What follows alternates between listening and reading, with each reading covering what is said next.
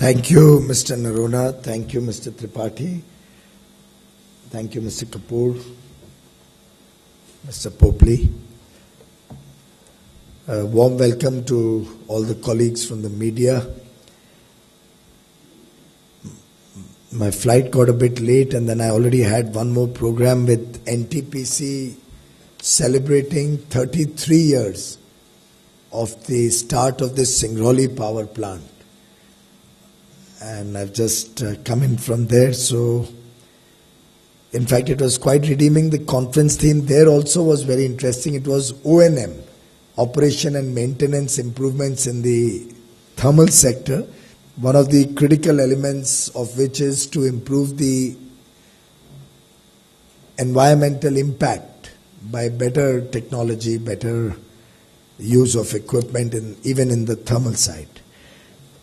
Why I mentioned that was only to reflect that this government believes it is our conscious duty to be environmentally friendly, to protect the environment for future generations, and to plan for a more secure future on the energy front, the energy security of India, as well as to plan for a cleaner environment going forward.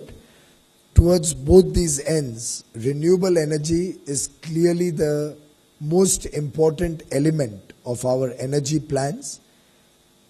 We have rewritten the solar mission from 20,000 megawatts by 2022 to 100,000 megawatt. And similarly, we plan to expand the wind energy capacity from the current 22,000 megawatt to nearly 60,000 megawatt by 2022.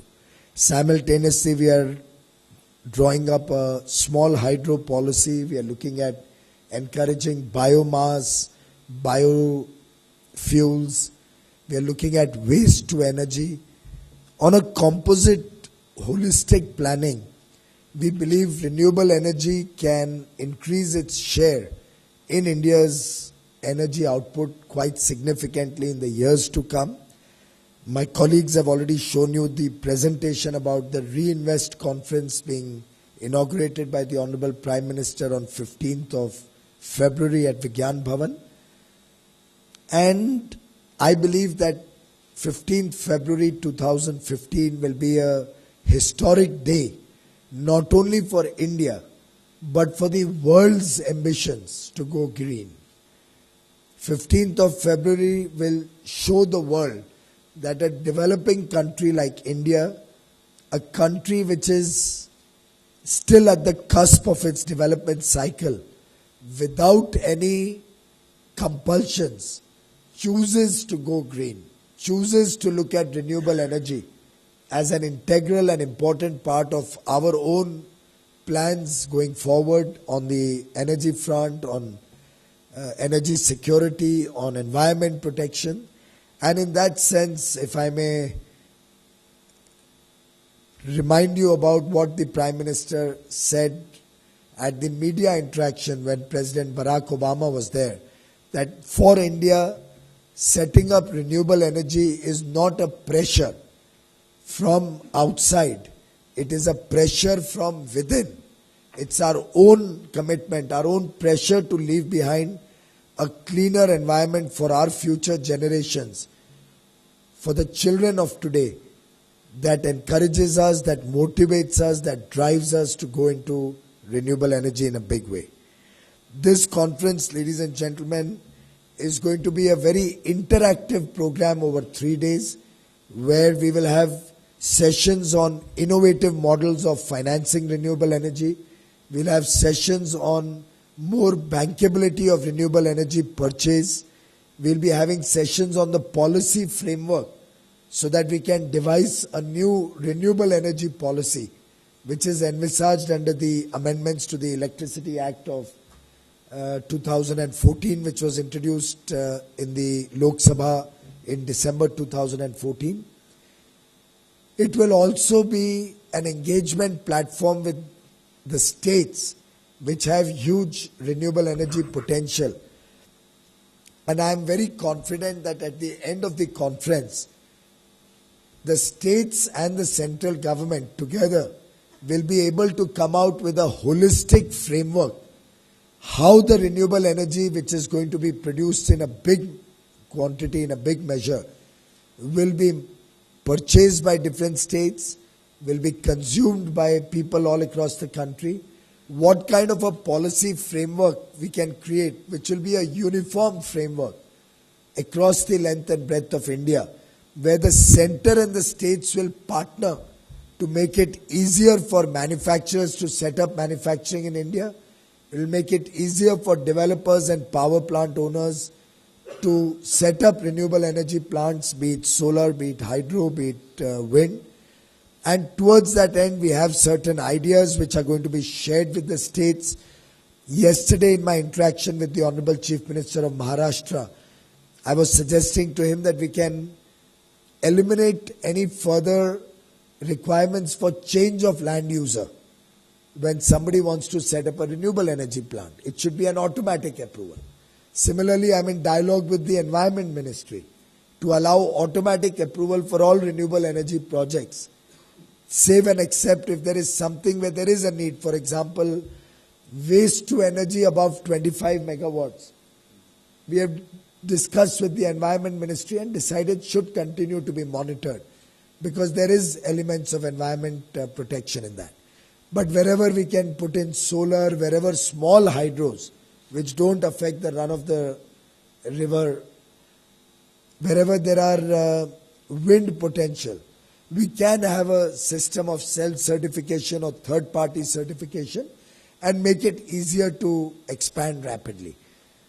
We are also looking at repowering the existing wind facilities in the country to see if the existing wind infrastructure of 22,000 megawatt can be repowered and upgraded to larger turbines to be able to generate more electricity.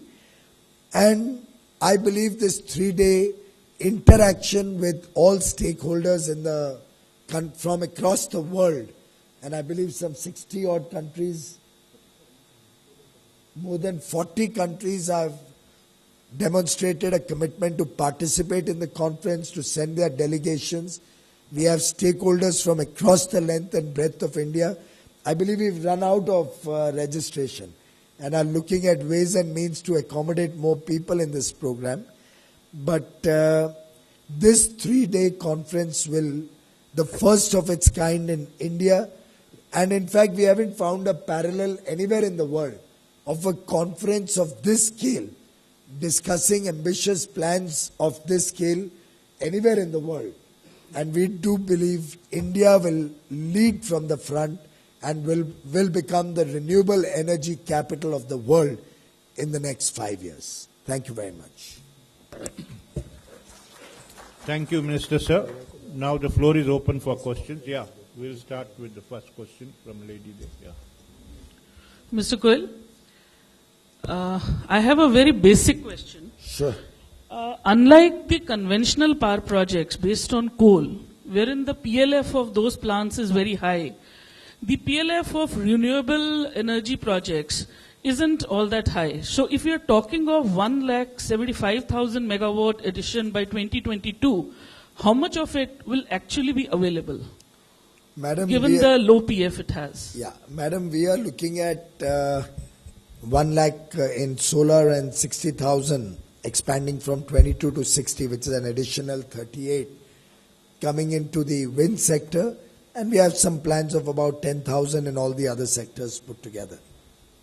Obviously, the transmission is a constraining feature several times whenever we discuss renewable energy, which is why the government has introduced the concept of solar parks as well as green corridors. Both of these are focused to encourage setting up renewable energy and to make it easier for people to evacuate. Simultaneously, we are looking at 40,000 megawatt of rooftop solar across the country, particularly in new buildings which are coming up. A study was made and we found that of all the buildings that will stand in India by 2030, 70% of them are yet to be built.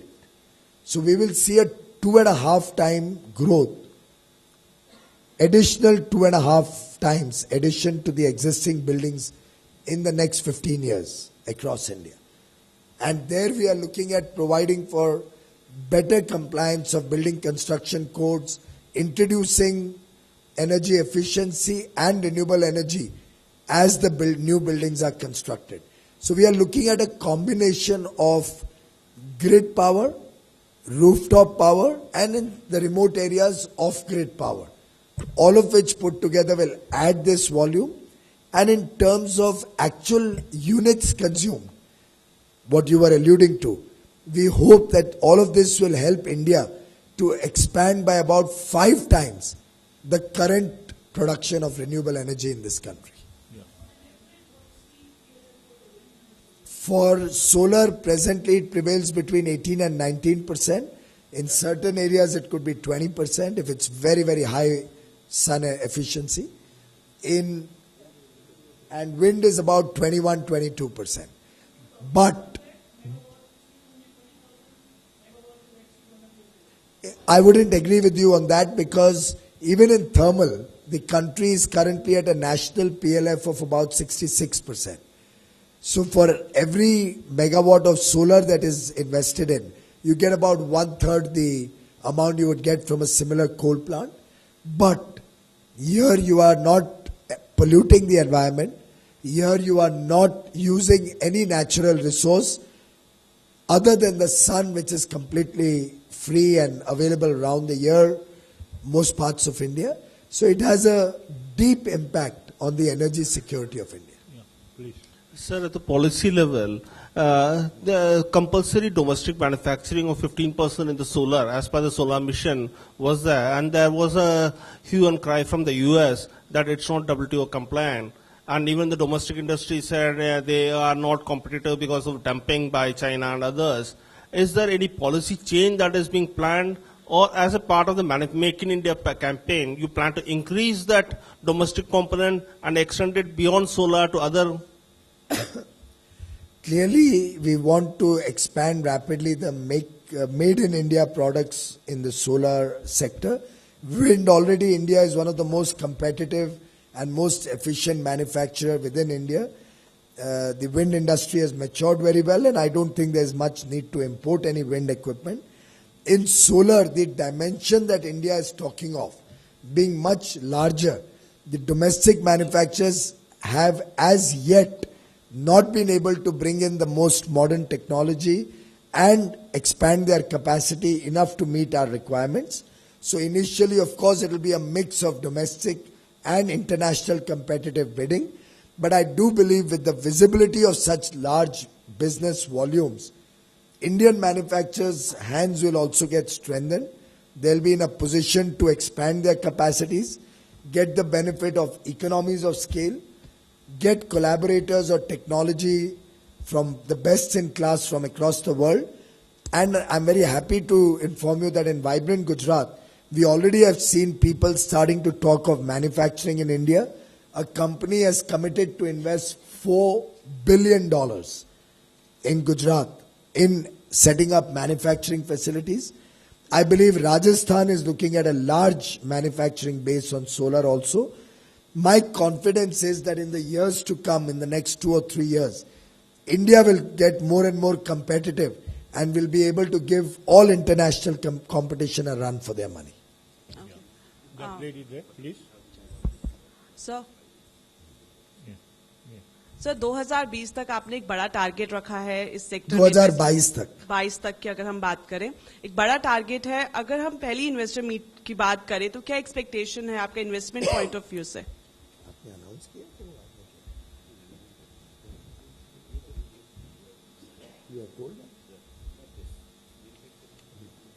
आपने जैसा पहले presentation में देखा, लगभग 2,14,131 megawatt के commitments already लोगों ने दिए हैं डिपार्टमेंट को कि हम इतना रिन्यूएबल एनर्जी लगाना चाहते हैं.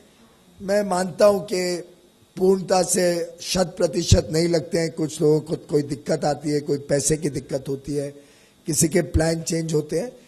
इसीलिए उसको मद्देनजर रखते हुए हमने aggressive marketing all over the world किया, भारत की क्षमता में, भारत के प्लान्स में।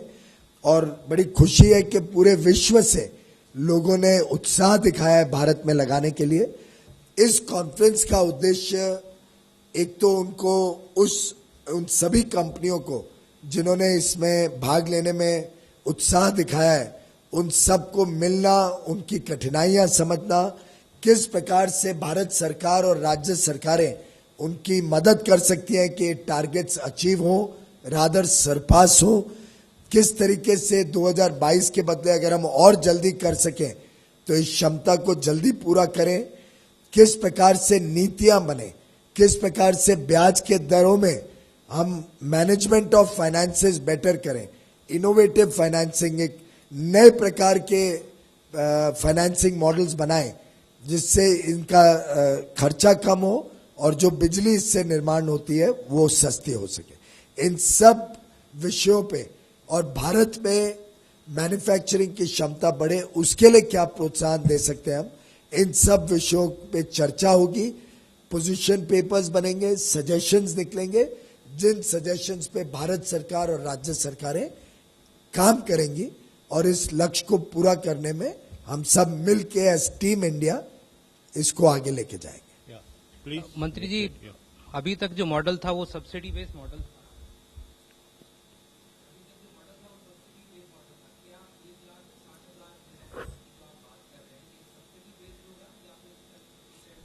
मैंने कई बार आप सभी से चर्चाओं में जिक्र किया है कि सब्सिडी बेस में आप 2-3 हजार तक ही पहुंच पाए हो। आज भारत में 3000 मेगावाट का सौर ऊर्जा का कैपेसिटी है। सब्सिडी बेस से आप बहुत बड़ी छलांग नहीं लगा सकते, लेकिन कुछ एरियाज ऐसे होंगे जहां जरूरत पड़ेगी। उदाहरण के लिए रूफटॉप सोलर में शायद शुरू के 1-2 वर्षों में लोगों को प्रोत्साहन देने के लिए, उसकी पूरी क्षमता को कैप्चर करने के लिए कुछ सपोर्ट देने की आवश्यकता पड़ सकती है। तो हमारा अप्रोच है कि खुले दिल से, खुले मन से इस पूरी चीज को देखा जाए, लोगों के सुझावों को समझा जाए और उसमें से कौन कौन सी चीजें सब्सिडी का कुछ सहयोग देने की आवश्यकता है उस पर हम देंगे। जहां जहां पे वो अपने पांव पे खड़ी हो सके, अपनी क्षमता से चल सके, उस प्रकार से उसको एनकरेज करेंगे। तो we don't have an ostrich approach, we have an open mind. Mister Goyal, you spoke about waste to energy thing. In India, there are a couple of plants which was set up, but by and large it has failed. Have you addressed those problems to resolve those issues? Some of the issues have been flagged off with us, but there are many more dimensions to the problem which still have to be understood. One of the issues which was flagged off was the problem of segregation of waste in India. People don't segregate the waste well. Other was the transportation and the distances that waste has to travel before it can be processed. But apart from that, there may be other issues, other problems, which we hope in this conference to hear from the participants and come up with a more holistic plan. What can be done and what is environmentally friendly for converting waste to energy. That's because when they planned it, these problems were not addressed. So we know for a fact that there were certain plants set up, but the waste that is going into those plants, because of certain operational difficulties and and not segregating the waste properly, the plants have had difficulty in producing energy or compost out of those plants. Yeah. Please, that gentleman there. Yeah. Hello, sir. Tvesh Mishra here from Bloomberg TV. Sir, when you talked about subsidies for rooftop solar, is it not true that the government has reduced capital subsidy from 30% down to 15%? And how is this likely to affect the renewable energy sector? You know, all of you will be very delighted to know there are sections of the industry which have approached me to remove the subsidy. They say subsidy is a burden on the system, not for the finance minister or the government. The burden on marketing these products. Say for example, the electric heating of water, the solar heating of water. Those heaters were given a subsidy which was promised but was never available and would take years to come. But people who wanted to set up these units in their homes, in the mirage that they are going to get a subsidy, would delay their plans. And in the process, the industry was not flourishing. So I'm actually been approached by that industry, please remove the subsidy and we'll be able to expand much faster. So we are looking at everything from a case-by-case basis, industry or segment by segment. We are confident that in the next year or two, we'll be able to do away with the subsidies and make the industry stand on its own feet profitably and for the benefit of the common man. Mr. Goyal, I'm Simran from PTI. I just wanted to ask, since the government is high on the promotion, taking this sector forward, what announcements can we look forward in the coming budget in the sector? Well, I'm the Minister for Renewable Energy, not for Finance. So I certainly don't know what the Finance Minister is going to announce. But I can tell you that in the last budget itself, accelerated depreciation was reintroduced in wind, which had dampened the spirit of wind over 2-3 years. In the last budget, several inverted duties which affected raw material pricing and manufacturers in India were corrected. I hope in this budget some more such inverted duties which were flagged off by the ministry will be corrected by the Honorable Finance Minister. We are also looking at innovative financing models which we have requested the Honorable Finance Minister to look at to provide adequate funding for this sector and encourage investors from all over the world to invest in India. We are informed by the Finance Minister publicly that this is going to be an investor-friendly, growth-oriented budget. I am sure renewable energy sector, which proposes to add investment of over $100 billion in the next 5 years, is an integral part of our country's growth plans and will get support from the budget in terms of our efforts to create a climate which will help $100 billion of investment, both domestic and from international investors. Sir, I am Akash Vashish from Mail Today. I wanted to know what is the government doing to ensure a bottom-up approach and to increase the number of renewable equipment shops across the country so that end users may consume it more. And second question is from Mr. Kapoor. From the presentation, you said you need commitments from the developers. So what developers, I wanted to know who exactly you are referring to. You want to tell them also about the solar unemployed? He wants to know how the bottom-up solar unemployed, rooftop.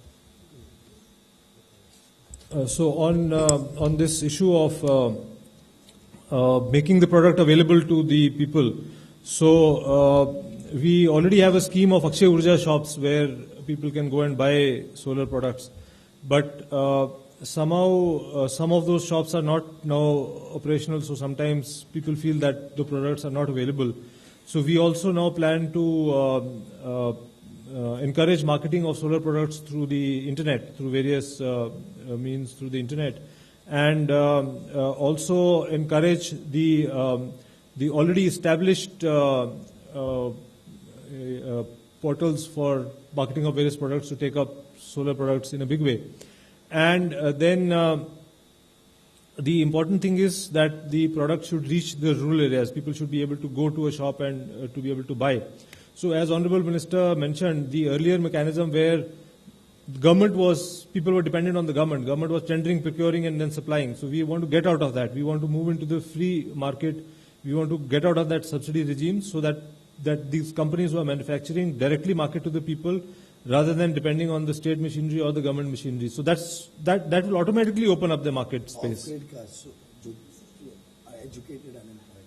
And then we propose to have, we will call it the army of in the solar sector.